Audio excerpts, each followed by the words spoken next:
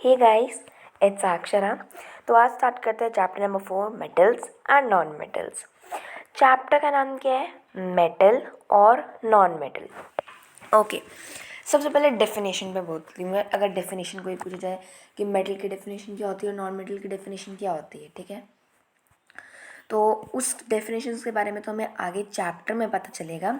लेकिन अगर simple words में बोलूँ तो मेटल्स ऐसे नेचुरल अकरिंग मिनरल्स हैं जो हमें अर्थ के सरफेस पे मिलते हैं या बिलो द अर्थ के सरफेस के नीचे, below the earth surface. Okay, now classification of metal, sorry not metals, elements. बहुत सारे एलिमेंट्स हैं हमारे केमिस्ट्री पोर्शन में, हमारे पीरियोडिक टेबल में। कितने हैं? 118 एलिमेंट्स हैं, राइट। सो वो जो 118 एलिमेंट्स हैं उनकी हर एक की अलग अलग प्रॉपर्टी हैं, अलग अलग नाम है सभी के। और जो प्रॉपर्टी है एलिमेंट्स की, वो जो है, एक जो प्रॉपर्टीज़ हैं उसके अंदर एक चीज़ और आती है, वो है मेटल है वो चीज़ या नॉन मेटल है। नहीं है दोनों तो मेटलॉइड है। अब ये क्या है मेटल, नॉन मेटल, मेटलॉइड? अब चलो उसके बारे में डिस्कस करते हैं। सबसे पहली बात तो ये कि जो जो मैंने लिख रखा है वो सब कुछ कॉपी कर लेना, और जो अंडरलाइन है वो भी अंडरलाइन करना क्योंकि वो इम्पॉर्टेंट है। ओके, अब मेटल्स, मेटल क्या है? Occurrence in nature, obviously nature में पाए जाने वाले एक ऐसे नेचुरल अकरिंग मिनरल है। मतलब सारे जो मेटल्स हैं ना वो अर्थ के क्रस्ट में ही पाए जाते हैं, और जो मेटल्स हैं वो भी इसमें पाए जाते हैं, या तो सी वाटर में भी हो जाएंगे, या फिर देखा होगा आप लोगों ने सॉल्ट, जो सॉल्ट होता है वो जिस तरह से आता है ना बड़े बड़े पीसेस में बन के, बहुत बड़े बड़े माउंटेन्स जैसे होते हैं उसके, तो मतलब उस हिसाब से मिनरल्स मिलते हैं। सोडियम क्लोराइड, मैग्नीशियम क्लोराइड, इन फॉर्म्स में भी हमें मिनरल्स मिलते हैं। मतलब जो सॉल्ट के जो टाइप्स हैं ना, ये सोडियम क्लोराइड और मैग्नीशियम क्लोराइड है, कि ये भी मिनरल्स हैं और ये हमें सॉल्ट के फॉर्म में मिलते हैं। और जो सबसे ज़्यादा जो पाया जाने वाला जो मेटल प्रेजेंट है अर्थ के क्रस्ट में, वो है एल्यूमिनियम। अर्थ के क्रस्ट में जो सबसे ज़्यादा पाया जाने वाला जो मेटल है वो है एल्यूमिनियम। ये अंडरलाइन कर लेना, ये अंडरलाइन नहीं है बट आप लोग कर लेना। मेटल्स जो हैं नेचर में बहुत सारे फॉर्म्स में पाए जाते हैं। मेटल कभी भी किसी चीज़ का रिएक्ट नहीं करते, जैसे मॉइस्चर, ऑक्सीजन, कार्बन डाइऑक्साइड और बाकी भी जो केमिकल के जो रिएजेंट्स होते हैं उनके साथ वो कभी रिएक्ट नहीं करते हैं। और ऐसा नहीं कि हर कोई नहीं करेगा, होते हैं कुछ होते हैं जो नहीं करते हैं, तो कुछ होते हैं जो करते हैं। तो अब उनको क्या नाम दिया है? उनको कोई नाम नहीं दिया, उनकी स्टेट का नाम दे रखा है कि वो कौन सी स्टेट में है, ठीक है। अभी जो पेंसिल से लिखा हुआ है मैंने, metal, arrow, free, slash, combined, ये लिख लेना यहाँ पे, ठीक है। तो बताती हूँ इसका मतलब क्या है। जो मेटल है ना वो दो स्टेट में पाए जाते हैं, ठीक है, दो स्टेट में पाए जाते हैं। एक होती है फ्री स्टेट और दूसरी होती है कंबाइंड स्टेट। फ्री स्टेट एक ऐसी स्टेट है जिसमें जो मेटल है वो कभी भी किसी भी जो भी रिएजेंट्स होते हैं, मॉइस्चर, ऑक्सीजन, कार्बन डाइऑक्साइड, इनके साथ कभी रिएक्ट नहीं करेगा। ये होती है आपकी फ्री स्टेट। वहीं अगर मैं बात करूँ कंबाइंड स्टेट की, तो कंबाइंड स्टेट ऐसी स्टेट है जिसमें जो मेटल है वो मॉइस्चर, ऑक्सीजन, कार्बन डाइऑक्साइड और जो बाकी जो केमिकल रिएजेंट्स हैं उनके साथ रिएक्ट करेगा ही करेगा। सबसे मेन एग्जांपल ले लो आयरन का। और फ्री स्टेट की अगर मैं बात करूँ तो उसमें एग्जांपल्स हैं आपके पास गोल्ड, सिल्वर, प्लेटिनम, ये फ्री स्टेट में है। और जो बाकी जो हैं वो है कार्बन डाइऑक्साइड और केमिकल रिएजेंट्स, ऑक्सीजन, मॉइस्चर, जो रिएक्ट कर जाते हैं मेटल्स, जिन मेटल्स के साथ, वो हैं पोटाशियम, सोडियम, कैल्शियम, क्योंकि ये कंबाइंड स्टेट में होते हैं। सिर्फ यही नहीं, और भी एग्जांपल्स हैं, आप लोग लिख सकते हैं अपनी मर्ज़ी से। अब जो एलिमेंट्स हैं ना, ये कंपाउंड जो हमें नेचुरली मिलते हैं अर्थ की क्रस्ट में, वो मिनरल्स होते हैं, राइट। तो natural occurring minerals are metals, but what are minerals, they are natural occurring elements. वो एलिमेंट्स है नेचुरल अकरिंग, लेकिन अगर मैं बात करूँ मेटल्स की तो वो नेचुरल अकरिंग मिनरल्स हैं आपके क्रस्ट में। ओके, एक छोटा सा एग्जांपल देखते हैं। अब जो मेटल्स होते हैं ना वो कंबाइंड स्टेट में होते हैं, ठीक है। जो मेटल जो कंबाइंड स्टेट में होते हैं तो उसका एक एग्जांपल देखते हैं। जैसे कैल्काइट लिखा है यहाँ पे, इसकी फुल फॉर्म जो होगी वो होगी कैल्शियम कार्बोनेट। ये एक ऐसा मिनरल है जो कैल्शियम को कैरी आउट करता है, और कार्बोनेट राइट ये आयरन कंटेन करता है, सो इसलिए ये हेमेटाइट भी है। नाउ मिनरल जो है ना वो मेटल, जो मिनरल्स हैं जो मेटल से एक्सट्रैक्ट किए जाते हैं very softly, very easily and in a very profit way, तो डैट जहाँ से किए जाते हैं that is called ores. Ores geography में चैप्टर है आप लोगों को राइट, जो एनसीईआरटी वाली जोग्राफी है उसमें है ये चैप्टर नंबर 3 ओड्स। वो डेफिनेशन बहुत प्यारी दी रखी है वहाँ पे, पढ़ सकते हो। नेक्स्ट इज एक गेट इट राइट पॉइंट है, पढ़ लेते हैं, वेरी इंपॉर्टेंट, हैशटैग पुट किया हुआ है मैंने, लगा लेना। All ores are minerals but not all minerals are ores. Okay, clear ये पॉइंट ऑब्वियसली। अभी हमने क्या पढ़ा, the minerals from which metals can be extracted conveniently. अब वैसा थोड़ी ना कि हर मेटल है वहाँ से एक्सट्रैक्ट होगा और से, तो ऑब्वियसली जितने भी ओर्स हैं वो मिनरल्स तो हैं, लेकिन जितने भी मिनरल्स हैं वो ओर्स नहीं हैं। Now let's talk about non metals topic. पहले हमने मेटल्स के बारे में पढ़ा, अब हम नॉन मेटल्स के बारे में पढ़ेंगे। ऑब्वियसली नॉन मेटल्स भी नेचर में ही पाए जाते हैं। जो नॉन मेटल्स हैं ना वो कुछ ऐसे एलिमेंट्स हैं जो यूनिवर्स में बहुत ज़्यादा पाए जाते हैं। आप कुछ एग्जांपल्स देती हूँ मैं नॉन मेटल्स के, like hydrogen, carbon, sulphur, oxygen, chlorine और नाइट्रोजन। ऑक्सीजन सबसे, यहाँ पे एक वर्ड, एक बहुत बड़ी करेक्शन करवा देती हूँ। यहाँ पे लिखा है हाइड्रोजन इज़ द, ये देखो ये लिखा है hydrogen is the most abundant element in the universe. It is fully wrong. यहाँ पे आपका हाइड्रोजन नहीं ऑक्सीजन आएगा। Please do a correction hair.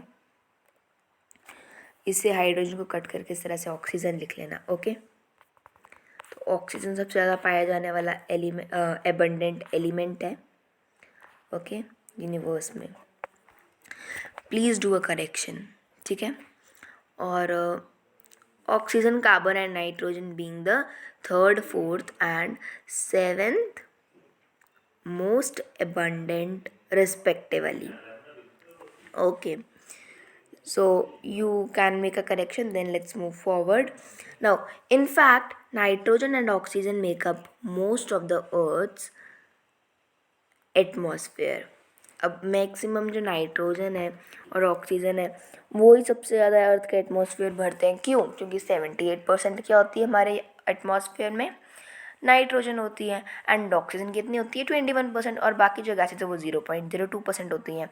तो ऑब्वियसली वही भरते हैं सारे एटमॉस्फेयर। तो अब एक क्वेश्चन आ सकता है, the most abundant element present in the universe, क्या आंसर होगा? अब बोलोगे ऑब्वियसली ऑक्सीजन होगा, लेकिन अगर मैं बोलूँ the most abundant non metal present in the atmosphere, what you are gonna write?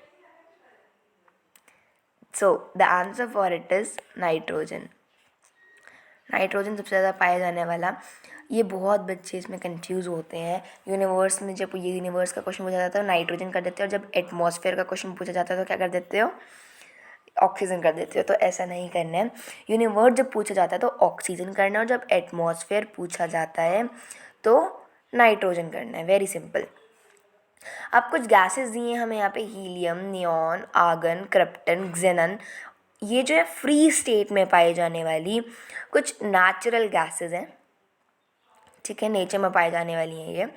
And ये जो गैसेस है ना इनको हम नोबल गैसेस बोलते हैं. What do we call it? Noble gases, because they are found in free state. जबकि जो नॉन मेटल्स जो हमने ऊपर बताए थे वो आपके कंबाइंड स्टेट में थे. नाउ कुछ नॉन मेटल्स जो हैं वो अकर करते हैं कंबाइंड स्टेट में in nature. For example hydrogen, oxygen, ये कंबाइंड स्टेट में होते हैं इन वाटर. वाटर में कंबाइंड स्टेट में जाते हैं ना, जैसे मैंने आपको बताया, मैंने कुछ एग्जांपल ऊपर बताए थे. Only these are the examples. अब बात करते हैं मेटलॉइड्स की. What are metalloids? ये थोड़ा समझने में टफ तो कुछ भी नहीं होता, बट हाँ हल्का सा ये कॉम्प्लिकेटेड हो सकता है. तो इसको समझने के लिए हम एक एग्जांपल लेते हैं सैंडविच का. किसका एग्जांपल लेंगे हम? सैंडविच का. ओके, सैंडविच में क्या होता है? या तो सिंपल वे में सैंडविच दो तरीक़ों में बन सकती है, राइट? ब्रेड्स लो एंड बीच में मायोनीज भर के सब्जियां डाल दो, राइट? या दूसरा तरीका हो सकता है कि टिक्की बना दो, राइट? तो अब जो किसी भी तरीके से सैंडविच बनेगी, let's take the example of tikki वाला. ओके, टिक्की वाली सैंडविच के एग्जांपल लेते हैं. सो जस्ट कंसिडर एक ब्रेड है किसका? जो सैंडविच का एक साइड का ब्रेड है वो मेटल है, दूसरी साइड का जो ब्रेड है वो नॉन मेटल है, लेकिन बीच में जो टिक्की है वो मेटलॉइड है. Fine, just consider, very simple way से समझाती हूँ. राइट साइड वाला जो मेटल है, राइट साइड वाला जो ब्रेड है, just consider it non metal, and left side वाला जो है उसको मेटल कंसिडर करो, और बीच वाला जो है उसको मेटलॉइड. अब मेटल की अपनी प्रॉपर्टीज़ हैं, वो किसी का शेयर नहीं करेगा, और नॉन मेटल की अपनी प्रॉपर्टीज़ हैं, हाँ वो भी किसी का शेयर नहीं करेगा. लेकिन जब मैं उस टिक्की को दोनों ब्रेड्स के बीच में डाल दूँगी तो क्या होगा? What would happen? ऑब्वियसली उन दोनों को सिर्फ और सिर्फ मेटलॉइड के साथ शेयर करनी पड़ेंगी. तो मेटलॉइड क्या करेगा? आधा जो है वो नॉन मेटल से ले लेगा आधी प्रॉपर्टीज़, और आधी जो प्रॉपर्टीज़ है वो मेटल से ले लेगा, सिंपल में. और जब आप उसको बाइट करते हो सैंडविच को, जब आप उसका एक बाइट लेते हो तो क्या होता है? तो जो टेस्ट होता है वो एक बराबर आता है. भले ही मेटल और नॉन मेटल का टेस्ट जो है अलग अलग वेज में, राइट, हो सकता है, नहीं मतलब एक जैसा हो सकता है मेटल और नॉन मेटल का, बट जो बीच में टिक्की आती है वो तो एक ही रहेगी ना, राइट? मतलब उसका टेस्ट डिफरेंट रहेगा. क्यों? क्योंकि वो दोनों प्रॉपर्टीज़ को कंसीडर, वो दोनों प्रॉपर्टीज़ को लेकर चल रही है.